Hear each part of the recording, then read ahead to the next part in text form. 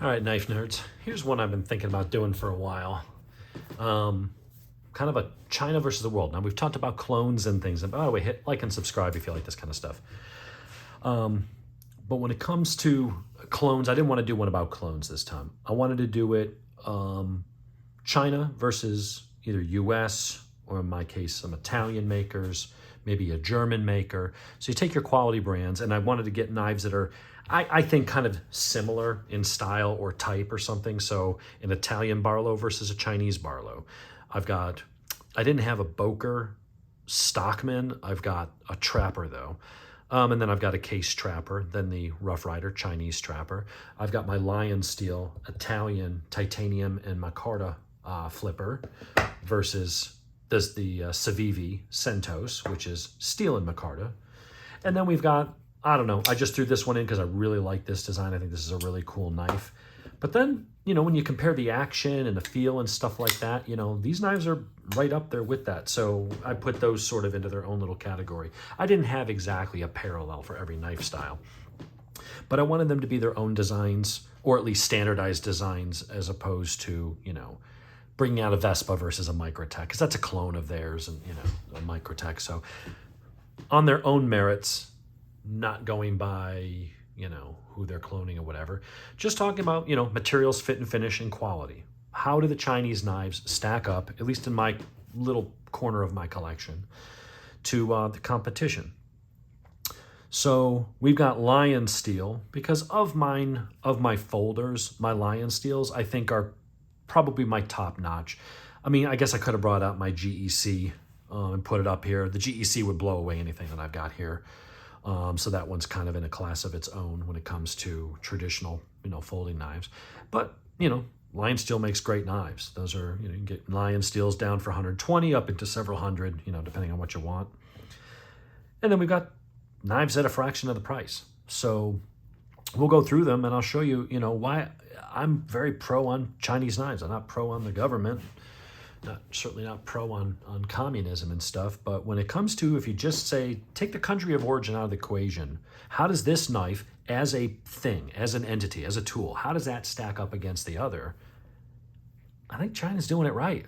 So let's start with Barlows, and I did this in 4K, so it'll take a little while to process, but I wanted to be able to get the details so you can really kind of zoom in and see it and stuff. This is the LionSteel Barlow. It's got their Dom blade, which is a sheep's foot. This is M390 titanium and carbon fiber. Beautiful strong spring, the walk and talk people talk about, which I don't really care about, but if you're a knife guy, you're supposed to care about. Very nice snap, very good action, very precise, half stop, beautiful beveled edges and all that. This is a really nice little Barlow. Then we've got the Rough Ryder Reserve. So this knife, I think I paid $140, something like that, $138. I paid $49 for this. This is the Rough Ryder Reserve. Now it's D2 steel. So that's going to be the biggest difference when you look at my quote-unquote premium knives versus the Chinese ones. The biggest difference, honestly, is going to be the materials. The quality and the way that they're constructed and the attention to detail is damn near as good on the Chinese knives, costing a third, in some cases a quarter as much. So here we've got the very tasty and exquisite LionSteel, made in Italy, M390, really nice materials, titanium. And then you got the one from China. Came out of the box, wicked sharp, very nice traditional Barlow, really nice polished stained steel, no proud pins anywhere. You can't even see the damn pin where it is. I mean, I assume it's somewhere in here, but you really can't see it. Beautiful micarta. All these edges are, there's no proud edges. There's no gaps. The seam here, going from one material to the other, seamless. Good polishing job. Well, it's got a little scratched in my pocket, but they all will from use. You got keys or change in your pocket. This is a beautiful knife. There's nothing wrong with this. The blade doesn't have excessive wobble. It's a slip joint. Listen to the walk and talk. Really nice snap. Really strong spring and action. Just as good as that. I mean, listen to it. Really nice, smooth action. You've got your brass liners in there, but it's also got phosphor bronze washers. This is an exquisite little knife. I like the materials. I think carbon fiber, titanium, and M390 is certainly better than D2 stainless and Micarta. But other than the materials, the actual execution of this knife, the fit and finish, the action, all the edges, the beveling, the transitions, this knife is as good as this. If this knife here, the Chinese one, had those materials, then it would probably be that cost. But this knife is excellently made. When we go into, the US-made Stockman's case, it's got a fairly weak spring. The action's gritty. I'm sure over time that'll wear smooth any burrs. But look around the case itself. See how that it's just kind of, it's rough. The transition on this one is not bad. I had another one that had to be sent to the factory because pins were popping out. The handle was cracked. I mean, the blade wobble was awful. But you'll notice in here, I had to put a damn piece of leather because I was getting blade wrap. When I would close that, the blade would snap against the spine and dull the blade. But even look in there. So let's see if we can get this damn thing to focus. Looking at those edges, see how rough those grinds are? That looks like, oh, it's like gummed up with grit. No, that's not. What you're seeing in there is just really rough, stamped out, that they didn't take the time to polish that out and smooth it. That's why the blades feel gritty. Look at all that blade wobble. There is a lot of blade wobble in this. This is a brand new knife. I think I've carried it all of twice. Really bad blade wobble. This is your American made. Honestly, this is closer to a gas station knife than anything on this table. Now, you look at the Boker. And the Boker is German Solingen made. Really nice knife. But again, look in there. Look at those rough edges. These blades were stamped. And they were rough ground. And yeah, they've been polished out here. But all that crap you see in there, the crap on the back of the springs, no one's taken the time to really polish that out and clean that up. I have a problem with these that their nail nicks are super shallow. And they're at an angle. And so a lot of times, see how short my thumbnails are? I have to really grip that thing and open it slowly or my hand just slides right off it. And once it gets open, it's a very nice knife. Blade wobble is, the blade flex is there, but the blade wobble is not there as you have it in the case. This is a very nice knife. I really like my Bokers. Nothing wrong with Bokers, but had to do the, whatchamacallits in there. Had to put in pieces of leather because if I let the blade snap on its own, and also this, you can't see it, but it's, all right, so when you do this, it's smooth and it snaps into place. Same thing with the LionSteel. On this one, it's gritty. See if you can move it. You see it's like moving kind of notchy. It's not smooth. It's just, it's not as good of an action as some of these other knives. And it's got that leather in there because I was getting blade wrap. So let's go to the Chinese Stockman. Beautiful black micarta. No proud pins. Again, transitions, all these edges. Beautiful. Nice, generous nail nick. I never have a problem getting that. Notice what I don't have in this one. I don't have to have the damn piece of leather because this one doesn't get blade wrap. It's got a plenty strong spring. It's not as strong as the Boker, but it's stronger than the case. It's right in the middle. But I can, nice and smooth, hits the half stop on its own.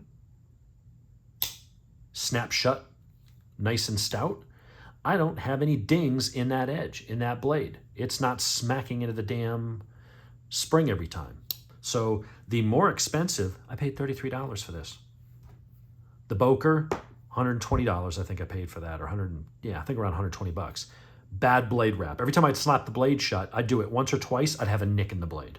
So I had to put the leather pieces in there. Now they say, well, you just keep sharpening it, you'll grind off enough metal. Yeah, but then you're ruining the edge and you're grinding up into a thicker part of the blade, and then it's not, I don't want to have to grind away my blade. So my solution was just to put a piece of leather in there so it just snaps against the leather, and that protects the blade. On the Chinese Rough Rider, I don't have to do that. You know why? they put pins down in there to act as blade stops. So that blade stop smacks into that. I don't know why the more expensive American and German brands that cost twice as much and 3 times as much don't do that. But this has just a smooth action. Now it's D2 again. Your materials are lesser, although it's all stainless. It's got brass liners. It's got bronze phosphor washers in there as well. So it's not just riding on the liners. So this is a smoother action. It eliminates the blade wobble. There's blade flex, but there's not blade wobble. American made, blade wobble all over the damn place. And it's only going to get worse as it breaks in. But also look at the grinds. Much less machining and grit and little cavities where the polish didn't, because there were rough edges, and so it polished kind of the peaks of the gouges in the machining and left the inside just still rough from the stamping process. This knife doesn't have that. This knife has a much better fit and finish. This is the cheap one. So here the materials are different, but the quality and the fit and finish is, if that's a 10, that's a 9. Here, the execution on this blows the case out of the water, and it's on par with the Boker that costs 3 times as much. Moving right along, my LionSteel Maximo, my Sebenza alternative. Beautiful. Again, M390 steel, titanium, Micarta. Now the materials on the Civivi Centos, Micarta, Sandvic, 14C28 or whatever it is, and stainless steel. But look at the execution. Look at the machining on this blade. And look at the machining on the $208 blade versus the $63 blade. This has caged ball bearings. This doesn't. It's using washers. Yes, it's got titanium, that's a step up from steel. But, as far as daily use goes, if you picked up this knife versus this one and you didn't know anything about them, you would assume that they're different styles, and this one's maybe a little heavier duty. The blade's thicker and stuff, weighs a little more. But you wouldn't think, oh, this is the bargain knife. I mean, look at the fuller on that. Look at how that's ground. Look at the edge. Look at the swedge. Look at the beautiful jimping. Look at the machine pivot. Look at the machining on the damn frame lock. No such machining and jimping on that. Look at the action of it.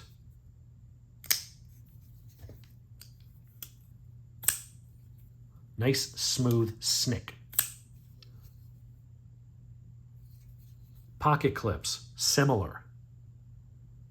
Frame lock design, similar. $208 plus tax, $63 plus tax.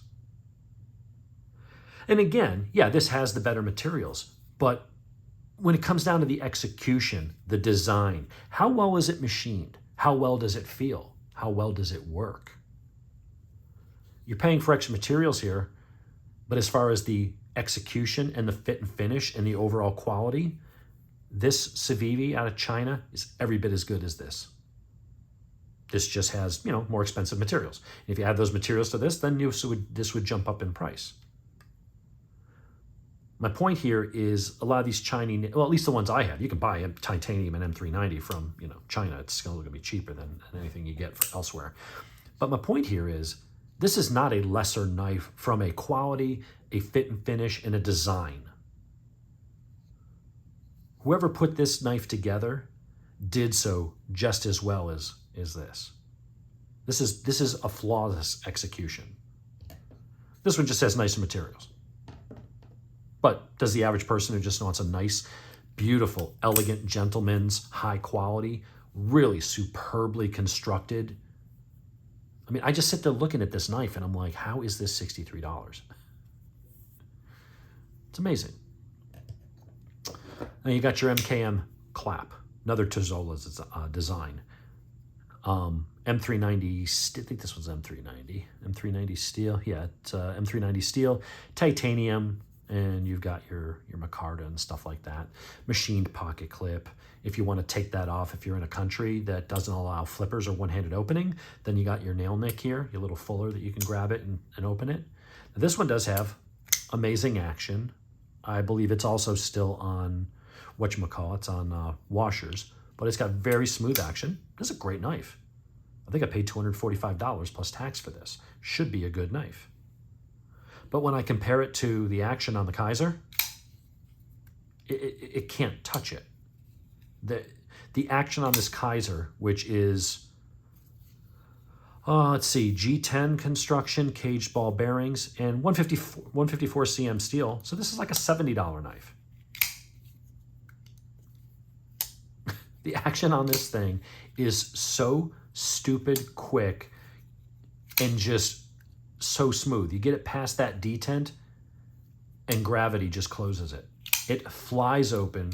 It's got a nice detent. As soon as it ever comes, that thing just flicks. Beautiful, beautiful grinds. Nice jimping. Nice jimping up here. Just beautiful ergonomics. $70, $245. This guy. So we got a front flipper, which isn't my craziest design, but it's nice action. But again, this is a, what, K110 steel? Deep carry pocket clip. It's not machined titanium like that, but look at the G10 on this thing. Look at the beautifully machined, this is a Petrified Fish beluga. Super clean lines. If you want a lanyard, it's tucked into the end, rather than just having a hole drilled in your damn handle. So if you don't want a lanyard, which most people I'd see not using a lanyard, it's out of the way. It's there if you want to loop something through it, but aesthetically, look at the clean lines on this thing. Beautiful machine pivot. Beautiful double fuller on either side of the blade. Caged ball bearings. Again, very sweet action. You can open it with the fuller. I'm sure the fans that, I gotta adjust my grip for this, that want to do the, I can't quite, other people can do the Spidey flick. I'm not that great at it. You gotta hold it and weird, which is why I don't like it, because it's like, why do I have to practice to open my knife when I should be able to just, flick it? Well, apparently I can't even do that, so maybe it's a me thing. But in any case, lightened stainless steel liners. Again, look at the beautiful execution. These edges are all beveled and rounded. There's no weird transitions. Perfectly, perfectly smooth. The jimping. This knife is a work of art. This is like a $40 knife. It's astonishing what you can get. Reversible pocket clip. And it's done in such a way that it slides into a channel and then locks in with 2 screws. Those screws are recessed. They don't catch on your pants. It's beautiful. It goes in, and because it's in a channel, the thing doesn't want to wiggle around or wiggle the screws loose. You want to slide it in that side. I mean, think about what the thought that went into this design to make a knife like this that is that beautiful, that smooth, that clean. It's an amazing slicer. Look at that. Look at the belly on that and the high grind on that all the way up to the top. This is a phenomenal knife. Now, titanium M390. Yeah, okay. Machined pocket clip instead of that. Okay. It's also not deep carry. It's also not reversible, because it's got to go into a channel there because it has 1 screw to hold it there. So it's got to go into a channel that's been cut into the micarta so that it doesn't wiggle around. It's a beautiful knife. Again, I'm not putting down any of these knives, but I buy these knives because, oh yeah, the M390 is nicer, this and that, and I just really like the designs, and I'm willing to spend some money for it. But the rap that a lot of people in the knife community give towards Chinese blades, I understand knockoffs. I understand we've had the discussions around the whatchamacallit, the tribute bands. But when you look at like their own designs, you tell me how this is not an excellent knife. And if it didn't say China somewhere on it, or someone didn't tell you, you'd go, holy crap, that is, what did you pay, $100 or so? 125? I mean, this is an amazing knife. No, I got off Amazon for $39. What? These knives are shockingly good. They really are. The negative is people just like to hate on China. And maybe some of the complaints are legit. A lot of them are just FUDs. I really love my MKMs.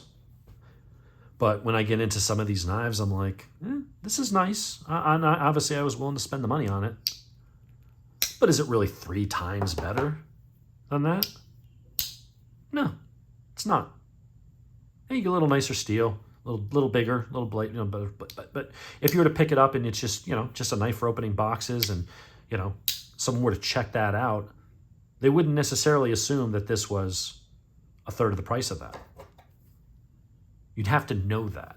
That's the point. The quality has gotten so good on a lot of these Chinese knives that someone looks at this and they're like, that is a effing sweet knife. That is a beautiful, clean design. The lines, the grinds, the way everything's done, it's polished. There's nothing on here that says bargain or corners cut, other than the country of origin, I guess, that has cheap labor and good CNC machines.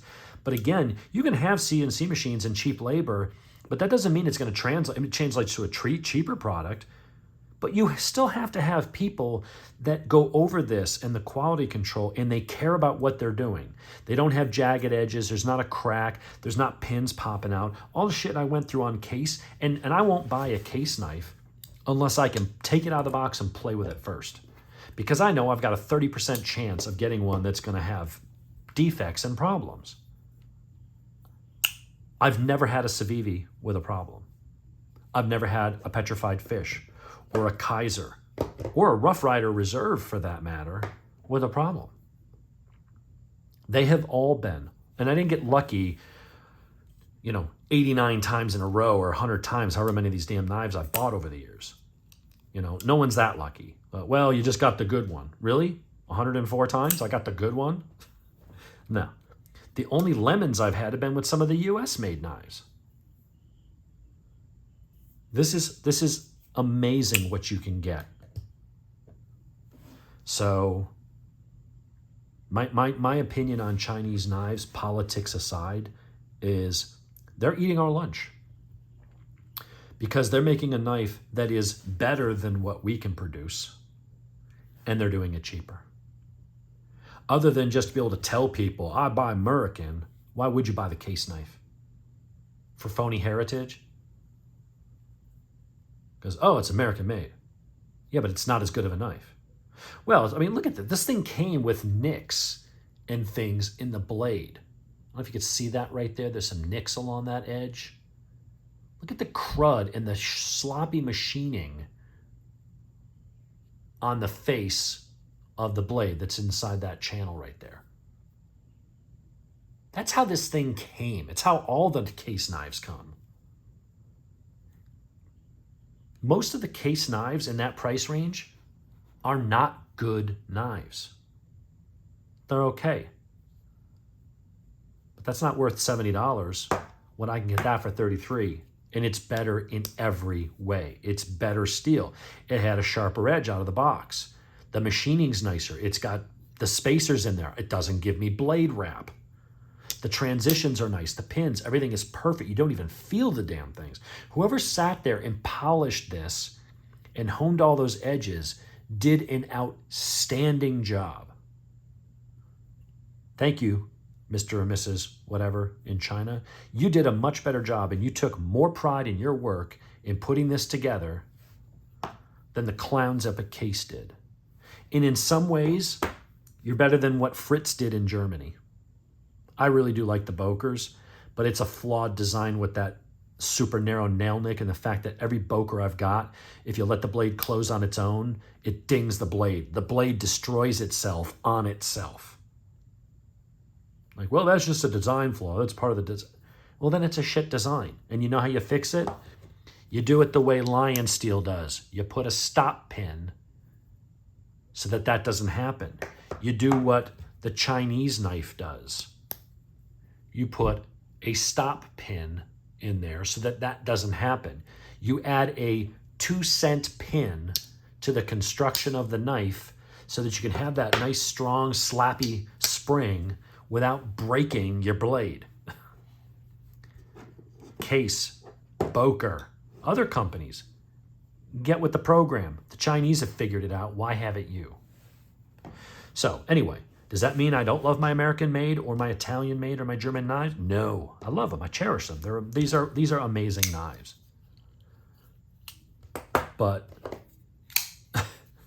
I pick up the Chinese knives, and sometimes I'm like, why do I bother spending the good money on these when I can buy a Kaiser Towser K, which I think got one of the Knife of the Year awards or something, and the ergonomics are just phenomenal for stabbing, slicing.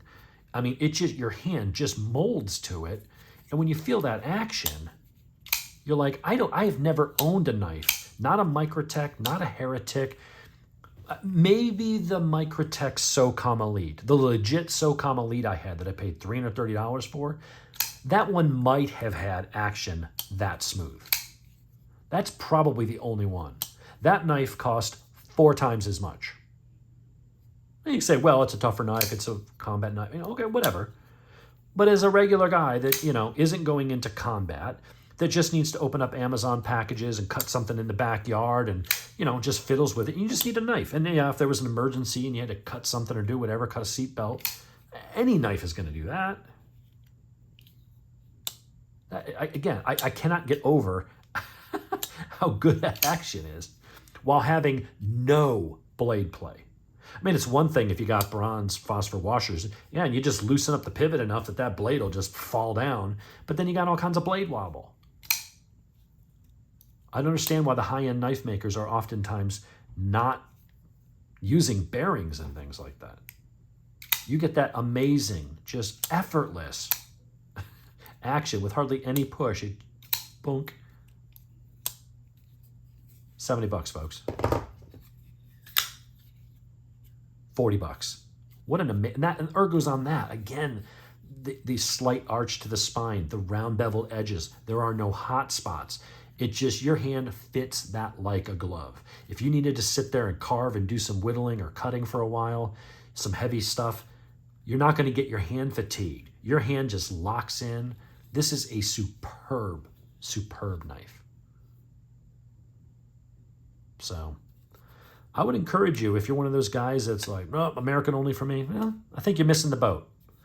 I think that at the end of the day, that's fine. Buy the American knives. I certainly do. I got tons of them. I got Microtechs and Axial gears and all kinds of stuff. Case, GEC. I got the good stuff. But you know what? These are good stuff too. This one especially, this little guy. Beautiful Barlow. Super, super sweet. Anyway, that's my little rant observation for today. Don't be that guy that just, I just hate it if it ain't from my country.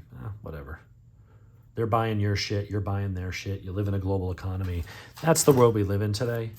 And this isn't about stealing intellectual property or, clones or anything like that. This is literally just, how do you define quality? If you define it by, decent materials, well, D2, Micarta, brass liners, phosphor bronze washers, that's decent quality.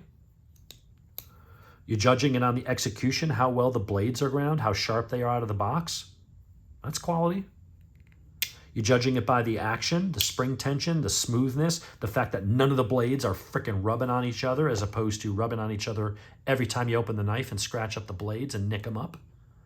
That's quality. This one, not really. It's got the name. But I can feel all the edges of that. That corner actually sticks up a little bit proud.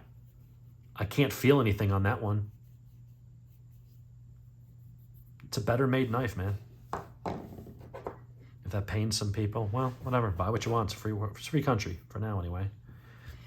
But don't just assume that made in America is better. Because it's not. Sometimes it is.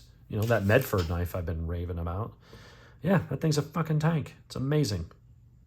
I don't know if it was worth $450. But I think if I had to go into battle or a survival situation where that's the last knife I'm never going to own and I'm out there living and dying by the tools I have in my pocket, I'm grabbing the damn Medford. I wouldn't be grabbing any of these. But I think that's kind of the outlier. Anyway, let me know your thoughts. If you've got, good knives from some brands, Put them up against a similar one made in China and see if what you're getting for your money is what you think you are. On some cases, maybe it is. On others, no, not so much. Anyway, there's my ramblings for today. Have a good one.